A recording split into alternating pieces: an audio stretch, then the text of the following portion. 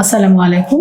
আমি ডক্টর সঞ্জিদা খান, সহযোগী অধ্যাপক গাইনি বিভাগ, কনসালটেন্ট ওমেগা হসপিটাল। আমি আজকে আপনাদের সাথে খুব সাধারণ একটি বিষয় নিয়ে কথা বলবো, যে বিষয়টি নিয়ে অনেক নারীদের মনে অনেক ভয় থাকে, অনেক প্রশ্ন থাকে। অনেক সময় অনেকে আল্ট্রাসোনোগ্রাফি করতে গিয়ে জানতে পারেন যে তার ডিম্বাশয়ে একটি সিস্ট ধরা পড়েছে, আর তখন আমরা আতঙ্কগ্রস্ত হয়ে পড়ি যে এই সিস্টটি খারাপ কিনা, এটি অপারেশন করা লাগবে কিনা ইত্যাদি। আসুন আগে আমরা জেনে নিই এই সিস্ট কি। প্রজননক্ষম প্রত্যেকটি মেয়েদেরই তাদের যখন ডিম ফোটার সময় হয় তখন কিন্তু এই ধরনের ছোট ছোট সিস্ট তৈরি হতে পারে। এগুলো পানির থলির মতো হয়ে থাকে, সাধারণত 2 থেকে 5 সেন্টিমিটার পর্যন্ত হতে পারে। এগুলো ডিম্বাশয়ের ভেতরে বা ডিম্বাশয়ের উপরি ভাগে তৈরি হতে পারে। এই সিস্ট গুলোকে বলা হয় ফিজিওলজিক্যাল বা স্বাভাবিক সিস্ট। এই সিস্ট গুলো সাধারণত 3 থেকে 4 মাসের মধ্যে নিজে থেকে আবার ছোট হয়ে যায়। অনেক সময় এগুলো একই সাইজে অনেকদিন পর্যন্ত থাকতে পারে। এগুলো সাধারণত কোনো ব্যথা হয় না, কোনো সমস্যা তৈরি করে না এবং অপারেশনও লাগে না। এখন কখনো কখনো এই সিস্ট গুলো সাইজ বড় হয়ে যেতে পারে বা সিস্টের মধ্যে বিভিন্ন রকম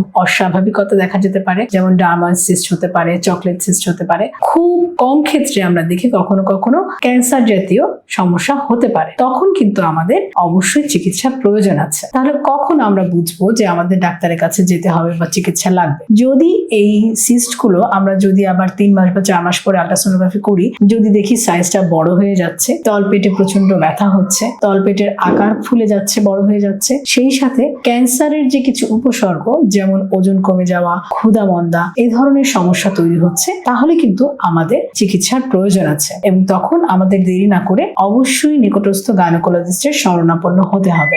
এছাড়া স্বাভাবিক যে সিস্ট গুলো আছে সেগুলোর ক্ষেত্রে কিন্তু কোনো চিকিৎসার প্রয়োজন হয় না। কেবলমাত্র 3-4 মাস পরে আল্ট্রাসোনোগ্রাফি করে দেখে দেখে আমরা বুঝতে পারি যে এটার সাইজ এখন কেমন হচ্ছে এবং চিকিৎসার প্রয়োজন আছে কিনা। তাহলে আমরা যখন এরকম কোনো ছোট সিস্ট পাবো বা আল্ট্রাসোনোগ্রাফিতে বলা হবে সিস্ট, আমাদেরকে অবশ্যই গাইনোকোলজিস্টের কাছে যেতে হবে। এটা কি ধরনের, ভালো না খারাপ, চিকিৎসা লাগবে কিনা, ঔষধ লাগবে কিনা বা অপারেশন লাগবে কিনা, সেগুলো জেনে নিতে হবে এবং সেই অনুযায়ী আমাদেরকে সিদ্ধান্ত নিতে হবে যে কি করব।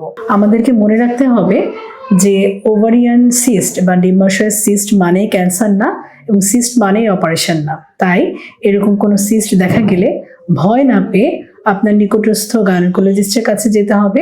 পরীক্ষা নিরীক্ষার মাধ্যমে দেখতে হবে এটা কেমন আছে এবং প্রয়োজনীয় ফলো আপ করতে হবে। ওমেগা হাসপাতালে একদল দক্ষ গাইনোকোলজিস্ট আমরা আছি আপনার পাশে। আপনারা আসবেন আমাদের কাছে। ভালো থাকবেন, সুস্থ থাকবেন। ধন্যবাদ সবাইকে।